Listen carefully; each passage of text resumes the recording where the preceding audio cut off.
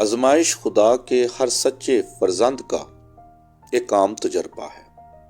کچھ لوگوں پر زیادہ اور کچھ پر کم آزمائشیں آتی ہیں۔ یاد رکھیے، آزمائے جانے سے کوئی بھی بچ نہیں سکتا۔ یہ سچائی اور حقیقت ہے۔ اس لیے ہمیں یہ سکھایا گیا ہے، ہمیں آزمائش میں نہ لا بلکہ برائی سے بچا۔ کچھ لوگ آزمائشوں سے بہت گھبرا جاتے ہیں اور خیال کرتے ہیں کہ شاید ہم بہت برے ہیں یا ہم بہت گناہ گار ہیں، اس لیے خداوند ہم سے ایسا سلوک کرتا ہے۔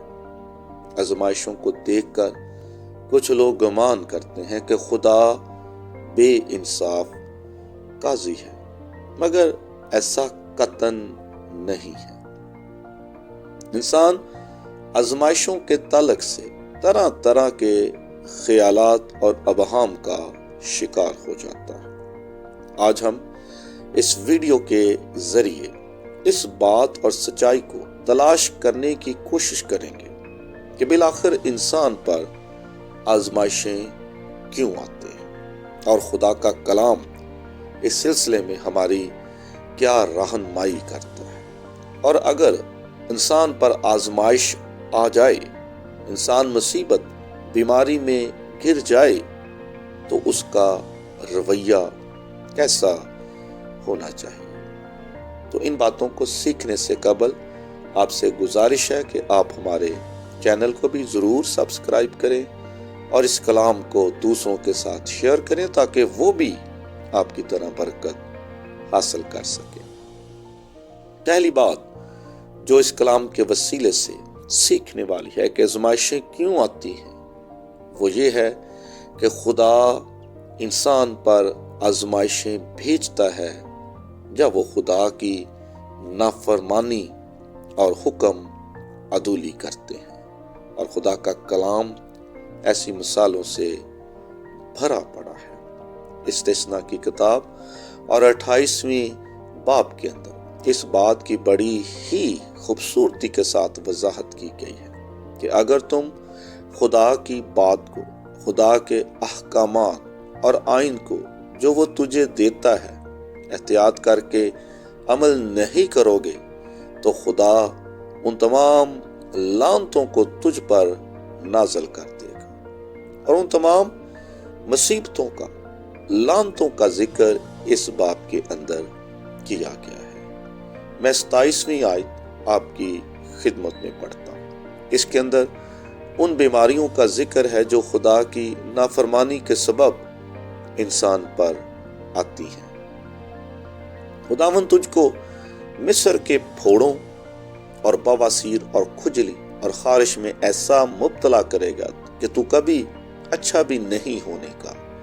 خداوند تجھ کو جنون اور نابینائی اور دل کی گھبراہٹ میں بھی مبتلا کر دے گا۔ جی، یہ پہلا سبب ہے۔ اور اس کی دوسری وجہ جانیں۔ دوسری وجہ، خدا سے انسان کی محبت، خلوص اور فرما برداری کے امتحان کے باعث انسان پر آزمائشیں آتی ہیں۔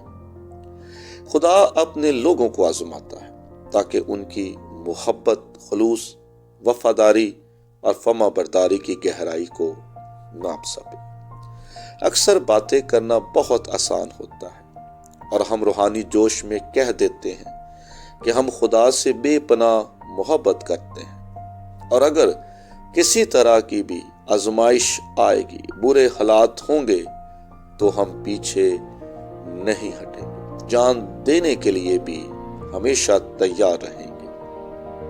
تو خدا ان باتوں کے باعث ثبوت کے لیے ہمیں کسی نہ کسی آزمائش میں مبتلا کرتا ہے تاکہ وہ ہماری محبت اور ہماری وفاداری کا امتحان کر سکے۔ کلام کے اندر ایسی ہی ایک آزمائش کا ذکر ہے، ایک ایسے امتحان کا ذکر ہے جو خداوند نے اپنے بندے سے لیا۔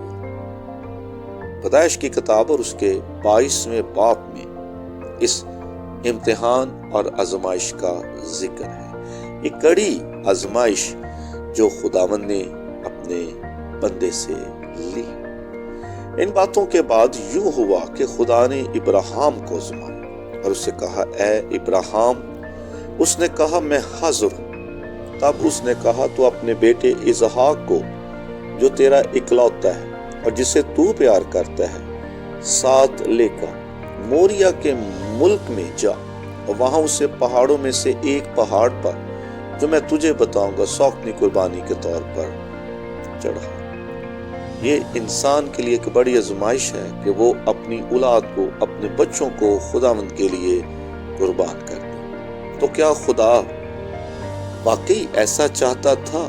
خدا اس کے بیٹے کی قربانی مانگنا چاہتا تھا اور خداوند اس قربانی سے خوش تھا؟ جی نہیں، خداوند ہرگز ایسی آزمائش میں اپنے لوگوں کو نہیں دکھیلتا۔ یقیناً خداوند نے وقتی طور پر تو اس سے کہا تھا، مگر ابراہیم بھی اس بات سے بخوبی واقف تھا۔ اس لیے میری اور آپ کی تسلی کے لیے یہ بات لکھی گئی ہے۔ یعقوب کا خط پہلا باب اور اس کی دوسری تیسری آیت۔ اے میرے بھائیو، جب تم طرح طرح کی آزمائشوں میں پڑو تو اس کو یہ جان کر کمال خوشی کی بات سمجھو کہ تمہارے ایمان کی آزمائش صبر پیدا کرتی ہے، اور صبر کو اپنا کام پورا کرنے دو تاکہ تم پورے اور کامل ہو جاؤ اور تم میں کسی بات کی کمی نہ رہے۔ تیسری بات، خداوند ہماری آزمائشوں کے وسیلے سے ہماری تربیت اور ہماری درستگی کرتا ہے۔ خداوند ہم پر آزمائشیں بھیجتا ہے تاکہ وہ ہماری تربیت کر سکے، وہ ہماری درستگی کر سکے۔ یاد رکھیے، جب ہم بدنیتی، بے ایمانی، لاپرواہی اور بے احتیاطی سے خداوند کے کاموں کو کرتے ہیں تو پھر خدا اپنے لوگوں کو ایسی آزمائشوں میں مبتلا کر دیتا ہے جیسے اس نے یونا پر نازل کی۔ جب یونا خدا کی راہ سے ہٹ گیا، جب اس نے خدا کے کام کو ترک کر دیا، جب اس نے خدا کے حکم کی نافرمانی کی، ایک اور راہ رستے پہ چلا گیا، تو پھر خدا نے ایک بڑی آزمائش یونا کے سامنے کھڑی کر دی تاکہ وہ اپنے بندے کی درستگی کر سکے، اس کی بے احتیاطی کا علاج کر سکے۔ خدا نے آزمائش کے وسیلے سے بے احتیاطی کا، بے ایمانی کا، بد نیتی کا علاج کیا۔ چوتھی بات، خداوند ہماری زندگیوں کے وسیلے سے، خداوند ہماری آزمائشوں کے ذریعے سے دوسروں کی تربیت کرتا ہے، دوسروں کی اصلاح کرتا ہے، دوسروں کی بہتری کرتا ہے اور دوسروں کو خداوند سبق بھی سکھاتا ہے۔ اس لیے یاد رکھیں کہ خدا بعض اوقات آپ کو بطور اعلی کار استعمال کرتا ہے، ٹول کے طور پہ استعمال کرتا ہے، اور آپ کے وسیلے سے دوسروں کو سکھا رہا ہوتا ہے۔ پانچویں بات، خداوند آپ کی آزمائشوں کے وسیلے سے اپنے جلال کو، اپنے کاموں کو اور اپنی قدرت کو بھی ظاہر کرتا ہے۔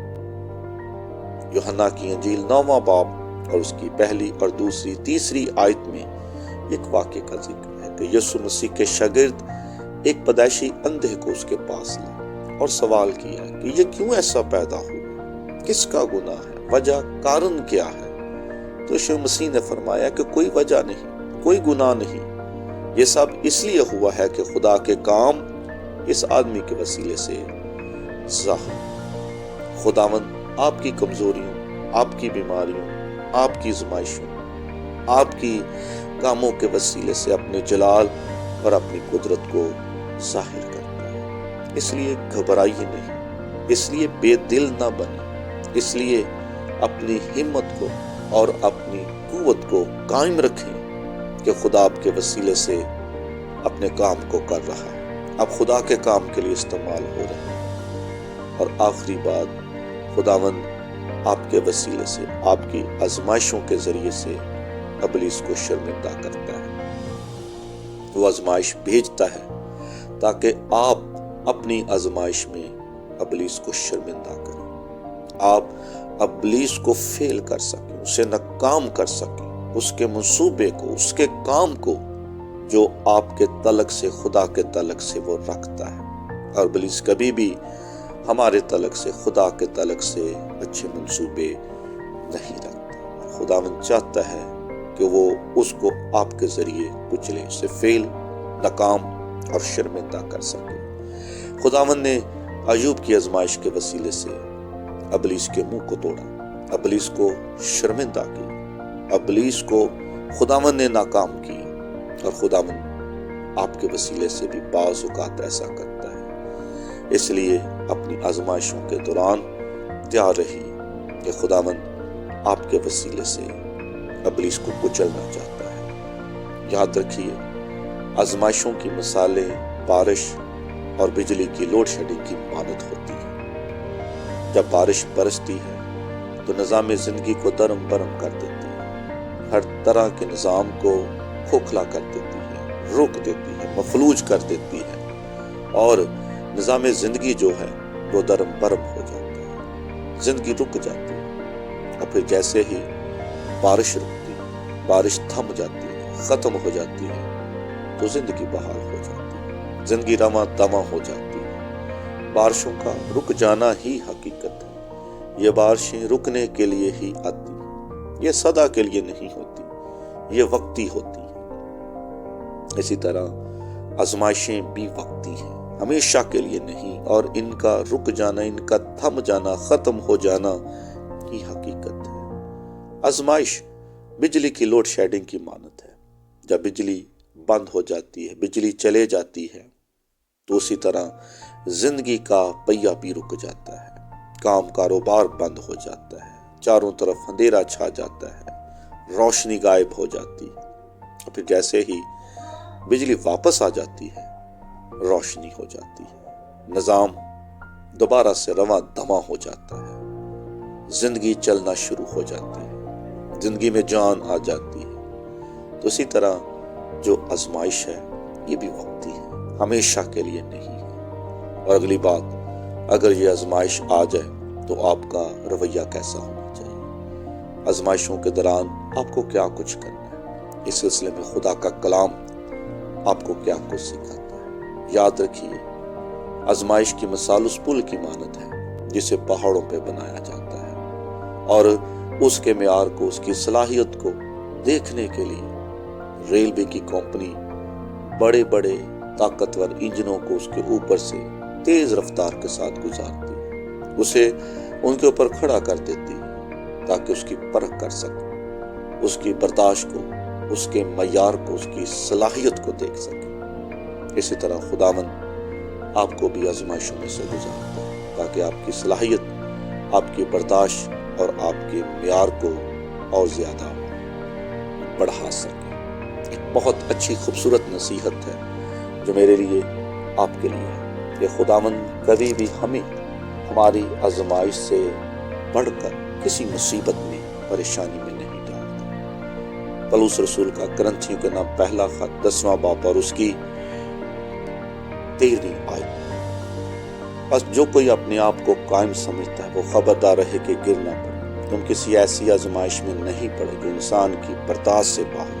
خدا سچا ہے، وہ تم کو تمہاری طاقت سے زیادہ آزمائش میں نہ پڑنے دے گا، بلکہ آزمائش کے ساتھ نکلنے کی راہ بھی پیدا کر دے گا تاکہ تم برداشت کر سکو۔ یہ خداوند کا منصوبہ ہے، وہ آپ کی طاقت، آپ کی ہمت، آپ کی برداشت اور آپ کی قوت سے واقف ہے۔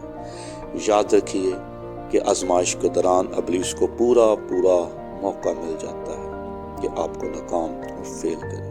اس لیے آزمائش کے دوران ہمارا جو رویہ ہے، ہماری جو زندگی ہے، ہمارا جو چال چلن ہے، وہ کلام کے مطابق ہونا چاہیے، اور ان آزمائشوں کے دوران ہمیں ہمیشہ مقابلے کے لیے بھی تیار رہنا چاہیے۔ اور جب آپ ان آزمائشوں میں مقابلے کے لیے تیار رہیں گے، ثابت قدم رہیں گے، تو آپ کی آزمائش ٹلتی جائے گی، آپ کی آزمائش جاتی جائے گی، آپ فتح کی جانب، آپ کامیابی کی جانب، آپ ترقی رہائی کی جانب زیادہ سے زیادہ بڑھتے جائیں گے۔ اس لیے یعقوب کا خط اس کا 4 باب 7 آیت میں لکھا ہے، ابلیس کا مقابلہ کرو تو وہ تم سے بھاگ جائے گا۔ کلام ایک ایسا ہتھیار ہے جس کے وسیلے سے دکھ، بیماری، سختی، آزمائش ٹل جاتی ہے۔